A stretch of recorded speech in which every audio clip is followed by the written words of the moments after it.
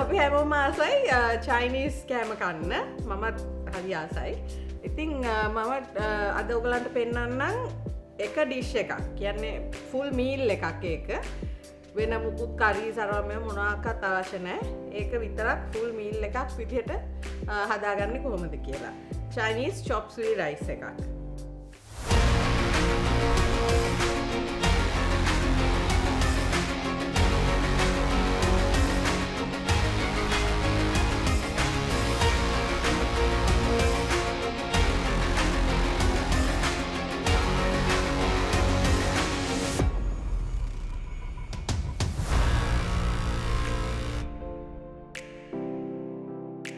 ඒකට අවශ්‍ය වෙන මම අද චිකන් දාලා හදන්නේ. වෙජිටේරියන් අය ඉන්නවනම් චිකන් අවොයිඩ් කරලා එළවලු ටික විතරක් දාලා හදන්න පුළුවන්. චිකන් කන්න නැතුව මාළු විතරක් හරි ප්‍රෝන්ස් විතරක් හරි කන අය ඉන්නවනම් සී ෆුඩ් එකක් උත් හදා ගන්න පුළුවන්. ප්‍රෝටීන් එක මොකක් වුණත් ප්‍රශ්නයක් නැහැ. මේකට අවශ්‍ය වෙනවා චිකන්. මම අරන් තියෙනවා චිකන් බ්‍රෙස්ට් එකක් කටු අහක් කරලා, මෂ්රූම්ස් ඕන එලෝලුවක් ගන්න පුළුවන්. හැබැයි අර වට්ටක්ක වගේ බෙරි වෙන වගේ එලෝලු ගන්න එපා. මං අද මෙතන තියෙනවා එලෝලු වර්ග ගොඩාක්.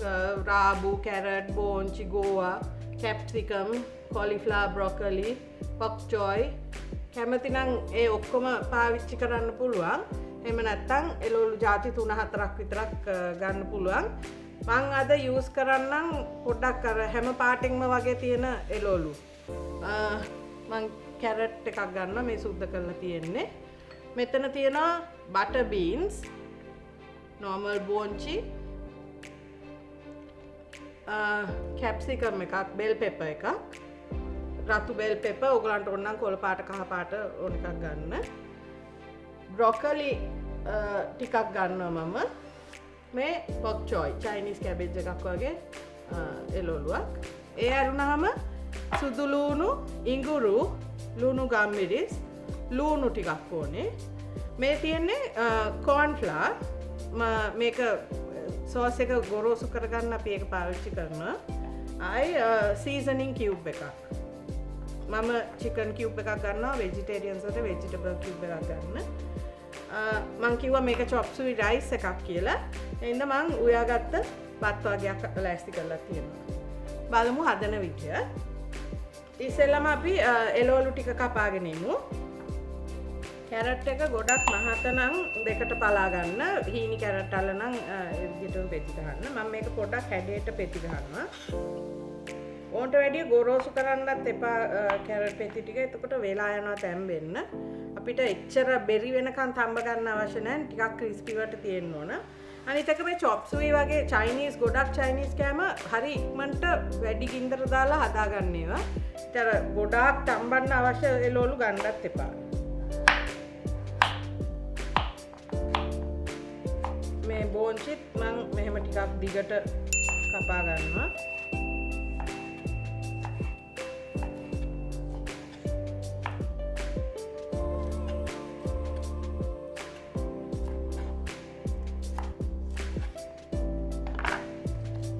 කෑම උයනකොට හැම වෙලාවෙම ස්පෙෂලි මේ චයිනීස් වගේ ඉක්මනට හදාගන්න ඒවා උයනකොට ඔක්කොම ප්‍රෙපරේෂන් කරලා වේලස්සනින් තියාගන්න. වේලස් එළවලු කපන ඒවා කපලා සුදු ලුණු ඉඟුරු තලා ගන්න නම් ඒව තලලා ලෑස්ති කරලා වේලස්සනින් තියාගන්න. මොකද අපිට හදන අතරදී ඒව කප ඉන්න වෙලා නැහැ. රෙඩ් බෙල් පෙපර් එකක් ගන්නවා මම. ඒකෙන් කෑල්ලක්. ඒක මං මෙහෙම හරස් අතට ස්ට්‍රිප්ස් කපා ගන්නවා.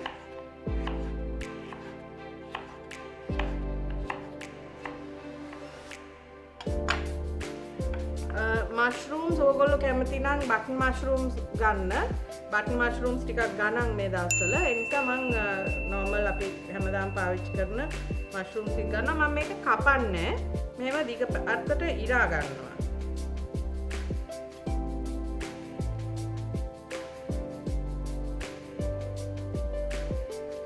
බ්‍රොකොලි එකෙන් ටිකක් ගන්නවා. බ්‍රොකොලි දැන් මම මේක හොඳට ලුණු වතුරේ බස්සලා හොදලා අරන් තියෙන්නේ. ඕගොල්ලොත් මේ වගේ මල් ගෝවා වගේ බ්‍රොකොලි වගේ දේවල් ගන්නකොට හොඳට හොදන්න ලුණු වතුර එකක බස්සලා තියලා හොදලා ගන්න. මොකද සමහරක් වෙලාවට පොඩි පණු ඉන්නවා. ලොකුම කෑලි තියාගන්න එපා. මේ පොඩියට කපන්න පොඩ්ඩක්. දැන් අපි මේකට ඕන එළවලු ටික කපා ගත්තා. මේ කොළ මේ වක්චෝය එක ඒකේ යට මේ කොටස ගන්න නෑ මං. ඒක ගොරෝසු වැඩි ඉඳලා කොළ හරිය විතරයි ගත්තේ. මේකත් 4ට 5ට කපා ගන්න. ගොඩ හීනියට කපන්න ඕනේ නෑ. මං ඉඟුරු සුදු ලුණු හීනියට කපාගෙන තියෙනවා.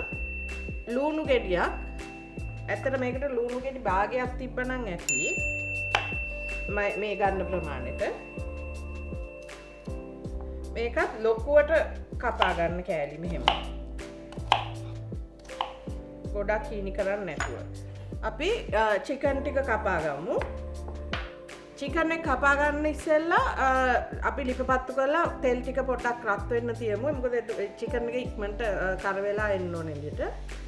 මම පාවිච්චි කරනවා සෙසමි ඔයිල් එකක්, තල තෙල්. ගොඩක් චයිනීස් කෑම වලට මේක පාවිච්චි කරනවා. මේක හොයාගන්න නැත්නම් වෙජිටබල් ඔයිල් පාවිච්චි කරන්න. හැබැයි මේකේ ෆ්ලේවර් එකක් එනවා. ගින්දර දැන් ගොඩක් කෑම වලට අපි ගින්දර අඩුවෙන් දාන්නේ. මේකට සැරට දාන්න. මේ සැහැඳි 3ක් විතර දාගන්න. චිකන් බ්‍රෙස්ට් එක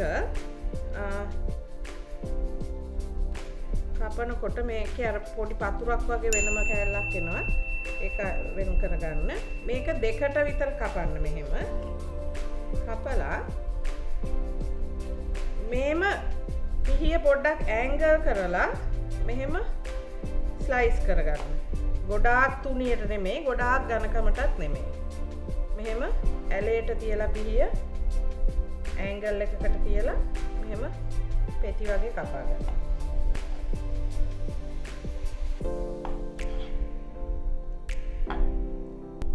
මේ තියෙන එළවලු ප්‍රමාණයට මේ චිකන් එක බ්‍රෙස්ට් එකේ එක පළුවක් ඇති. දැන් තෙල් ටික රත් වෙලා තියෙන්නේ. මේක දාලා මන්ට බැදගමු.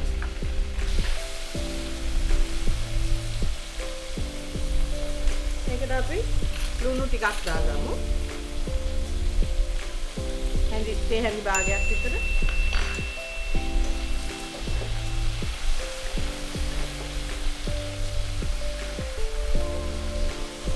මේක තරම් වෙලා තැම්බෙන්න ඕනේ නැහැ. එළිය කර වෙලා ඉක්මනට බැද ගන්න.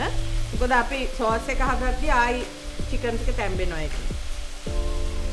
ඉන්න ගින්දර සැරට දාලා ඉක්මනට බැදගන්න. මොකද මේක ගොඩක් වෙලා තැම්බි ඉන්න ඕනේ නැහැ. පොඩ්ඩක් විතර එළිය පැත්ත සීල් වුණාම ඒ ඇති. අපි මේ ටික බාගමු.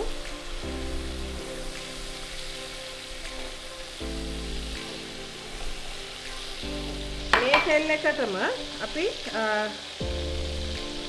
ඉස්සෙල්ලා ලුණු ඉඟුරු සුදු ලුණු චොප් කරගත්ත හැන්දි දෙකක් විතර මම මේක කලවම් කරලා තියෙන එකට ඉඟුරු සුදු ලුණුයි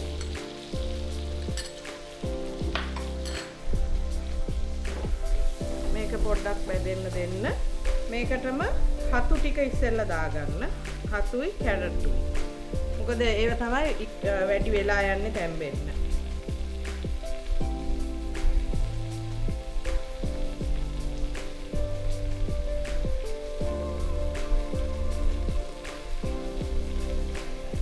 අපි මේවට ලුණු දාන්නේ නැහැ. මොකද හතු වලට ලුණු දාපු ගමන් වතුර උනනවා. ඒ නිසා මේ අන්තිමට ලුණු ඇඩ්ජස්ට් කරනවා.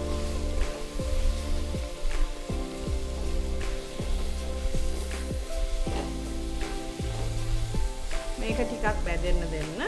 ඒ අතරදී තව ඩිෂ් එකකට පොඩි දීසියකට අපි මේ ගත්ත කෝර්න් ෆ්ලවර් තේ හැඳි 3ක් විතර දිය කරන්න. කෝර්න් ෆ්ලවර් දිය කරනකොට ඇල් වතුර දාන්න, උණු වතුර දාන්න එපා, කැටි ගහේ. මේක පොඩ්ඩක් වතුර ටිකක් දාලා මේක මික්ස් කරගන්න.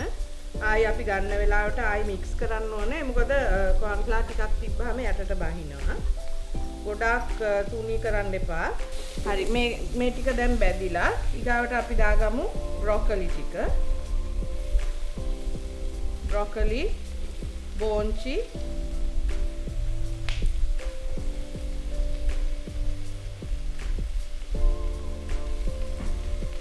ගෝවා.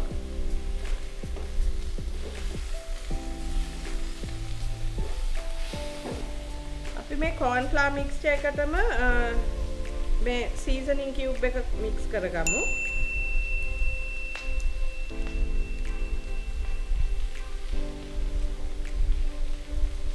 ඔයගොල්ලෝ කැමති නැත්නම් මේවා යූස් කරන්න සීසනින් කියුබ්ස් ප්‍රශ්නයක් නෑ ඒක අතාරින්න.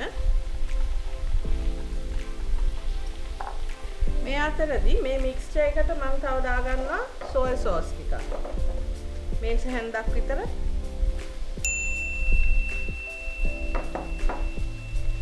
විනාකිරි සුදු විනාකිරි හරි චයිනීස් විනිගර් හරි චුට්ටක් තේ හැන්දක් විතර.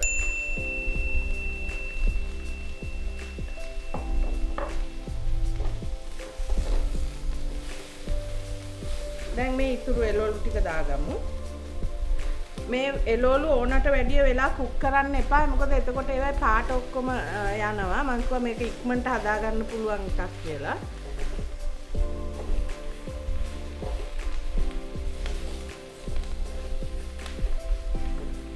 හරි දැන් අපි මේ corn starch mixture එක මේකේ ගින්දර පොඩ්ඩක් අඩු කරන්න. කළා corn flour mixture එක දාන්න. දාන්න ඉස්සෙල්ලා හොඳට කලවම් කරන්න.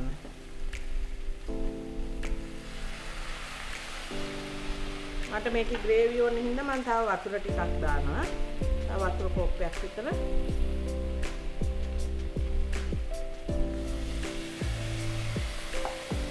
ගින්දර වැඩි කරන්නයි.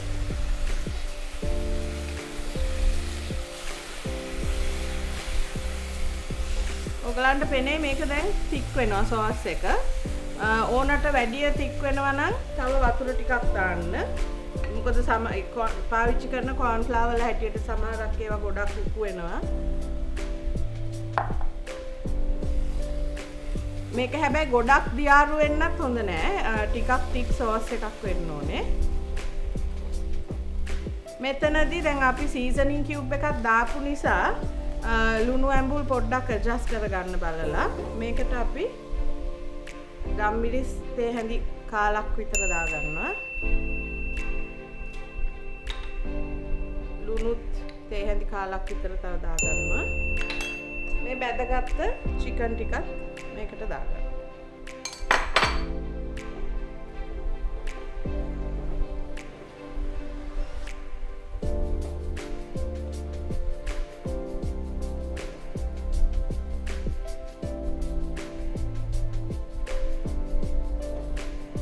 මේකට ඔයගොල්ලෝ මං කිව්වා කැමති එළවලුවක් පාවිච්චි කරන්න පුළුවන්. රාබු අල එහෙම ගන්නවා නම් ඒ අල එහෙම ටිකක් තැම්බෙන්න වෙලා යනවා. එක්ක වේල පහෙන් ලාවට බාගෙට තම්බලා දාගන්න. එහෙම නැත්නම් ටිකක් ඉස්සෙල්ලා ඒක දාලා ලාවට තම්බ ගන්න.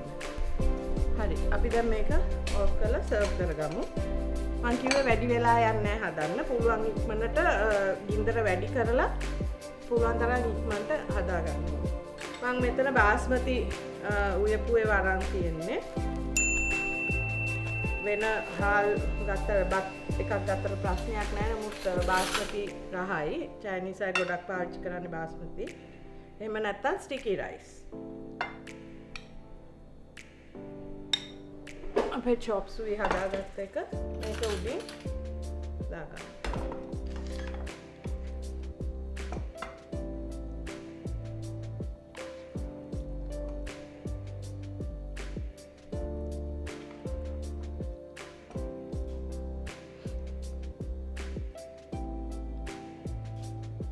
මං කිව්වේ ඔයගොල්ලෝ පාවිච්චි කරන එළවලු ගැන පොඩ්ඩක් කොන්ෂස් වෙන්න. පාටවල් එහෙම මේ අන්තිමට සර්ව් කරනකොට කණ්ඩි ඉස්සෙල්ලා දකිද්දි ආස හිතෙන්න ඕන.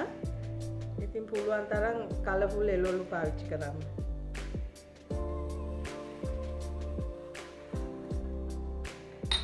මේක තමයි අපේ Chinese chicken chop suey rice එක.